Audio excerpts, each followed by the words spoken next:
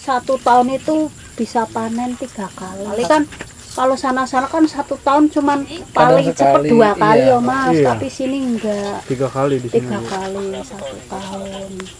Ya terus kalau musim hujan nggak bakalan kena banjir, musim kemarau nggak bakalan kekeringan, air itu selalu mengalir ke sawah-sawah petani.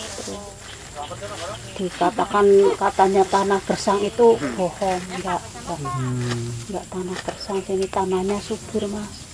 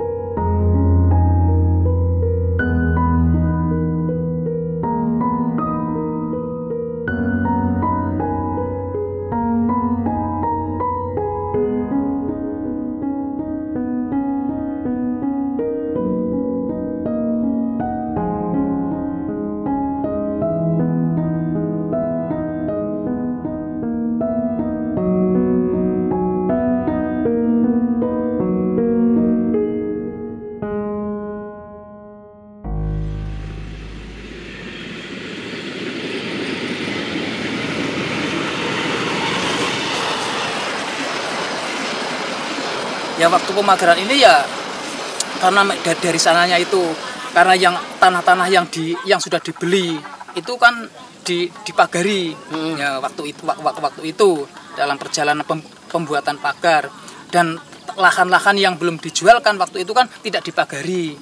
Ya, tapi dengan adanya pengumuman itu yang tanggal 24 Maret itu akan dipagari, ya akhirnya dipagari ini terjadi semua. Ya, semua dipagari, dan sedangkan masih banyak warga yang punya lahan di dalamnya. Nah, itu, ya. Sedangkan itu adalah satu-satunya sumber ekonomi yang harus dikelola untuk kebutuhan ekonomi.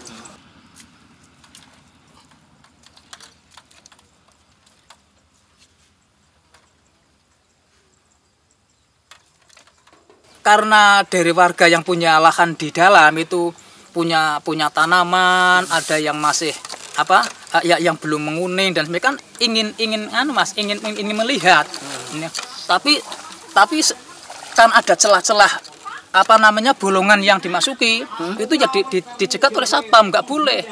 Ya, nggak boleh. Siangnya langsung dipagari lagi nih.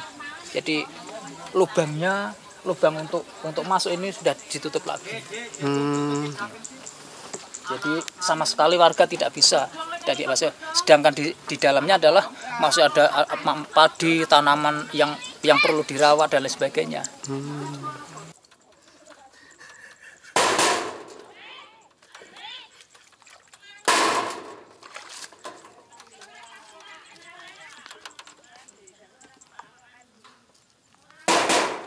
Warga nggak melawan waktu itu, Pak?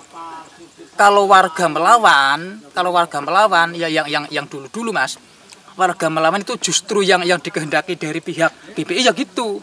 Kalau warga melawan nanti warga ditangkap dan dimasukkan ke penjara seperti saya.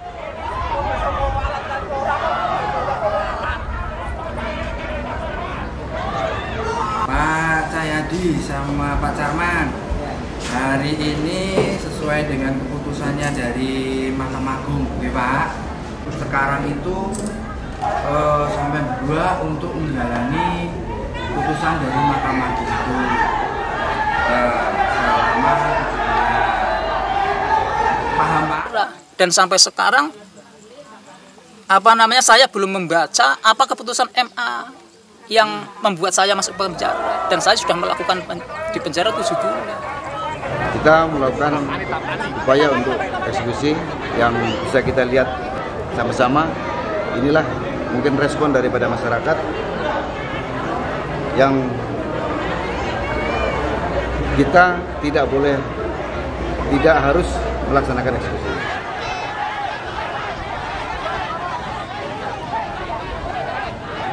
Intimidasi yang dirasakan warga dari awal, pertama adalah pemaksaan menjual lahannya itu pertama, ya ditakut-takuti, dipaksa untuk menjual lahannya, dan kedua kalau melakukan hal-hal yang diancam dan sebagainya. Ya sampai sekarang ada papan yang intinya kalau masuk dan memasuki lahan atau menggarap lahan akan diancam pidana itu, padahal kan menggarap lahannya sendiri itu berarti termasuk, menurut kami kan sudah termasuk intimidasi, menakuti, dan sampai sekarang pun warga sudah tidak bisa masuk lagi.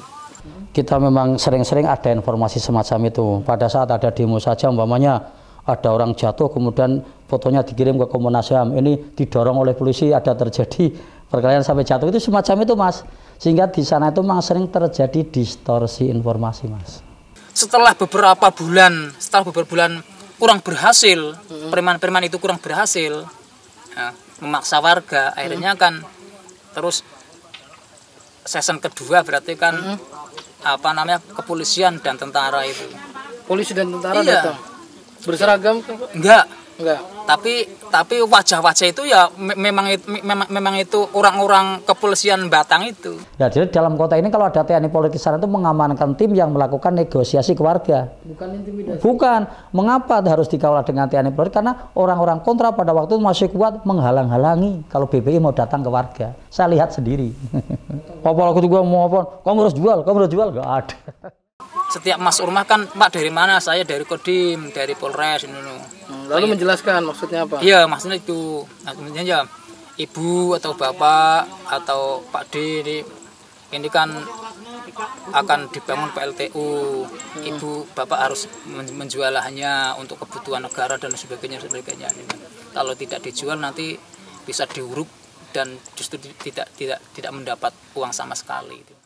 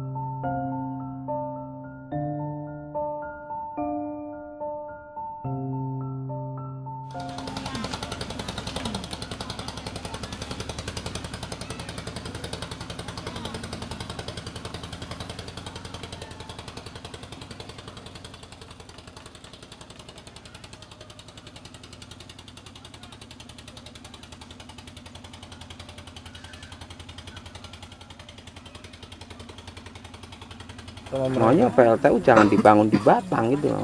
Makanya warga dari dulu sampai sekarang masih konsisten menolak PLTU gitu loh. Jangan sampai dibangun di sini gitu. Iya, karena dampak yang diberikan itu. Apalagi kita kan perjuangan kan memperjuangkan anak cucu ke depannya kan gitu.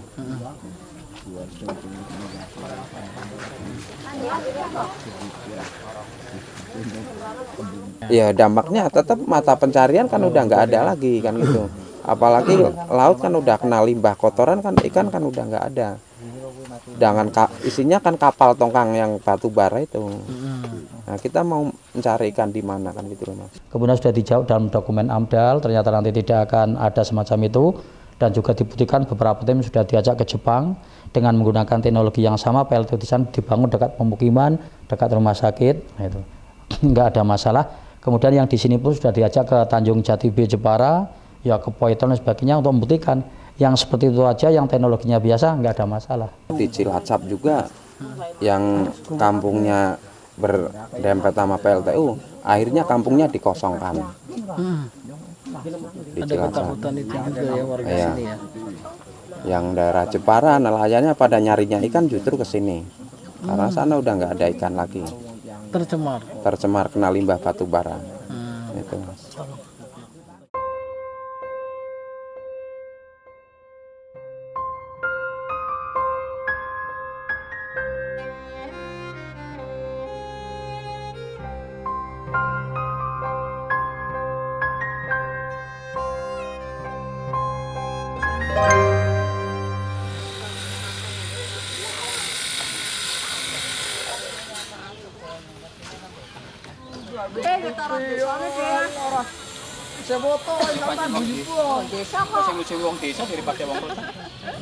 Oh, lautnya sih penghasilan lumayan, Mas. Oh ya? Ikannya apa aja, Pak? Yo campur-campur, ada udang, cumi. Yo kalau sehari tuh cari apa jual 500 tuh dapat, Mas. 500.000 per hari. Ya. Apalagi kadang musim udang, Mas. Sehari bisa jual 5 juta, 10 juta kalau musim udang. Yo kalau lautan sini kan kawasan apa namanya? Konservasi. Sini. Itu udah dinobatkan dari Dinas Perikanan itu. Tapi sekarang malah sana yang membuat undang-undang sendiri, sana yang ngapus sendiri. Padahal kalau sini terumbu karang yang buatan kan banyak juga, Mas. Kalau memang ada yang alami sih dari karang perketek sama karang maeso sih masih. Tapi itu pun kalau di petanya pun nggak di sini gitu loh. Katanya udah nggak ada karang perketek gitu. Klaimnya seperti itu, Pak. Iya. PT katanya. Padahal kalau sekarang kan masih aktif juga, memang itu karang besar. Siapa yang mau bisa mindah kan gitu. Untuk habitat untuk ikan bertelur-telur kan di situ di karang-karang gitu. Kalau sekarang sih masih bagus karangnya. Kalau airnya bagus itu kalau di atas perahu itu udah lihat karangnya. Kelihatan ya?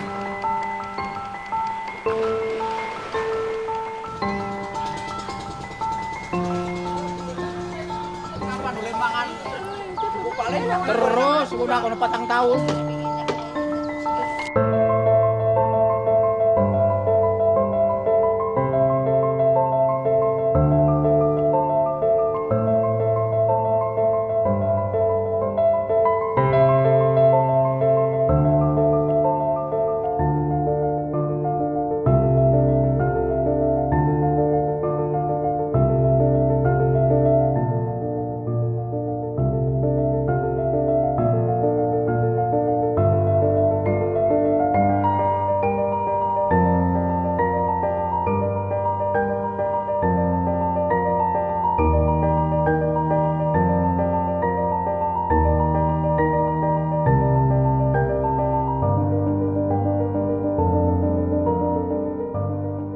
Sampai kapanpun sih ya tetap menolak kan gitu, Mas. Sudah 5 tahun kan gitu.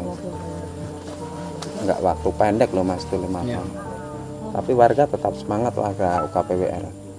Oh, udah semua, Mas, demo. Kita udah tempuh semua. Yang belum itu Pak Jokowi. Tapi pun kita pun udah bolak-balik ke Jakarta, ke tempat Jokowi, tapi nggak pernah menemukan.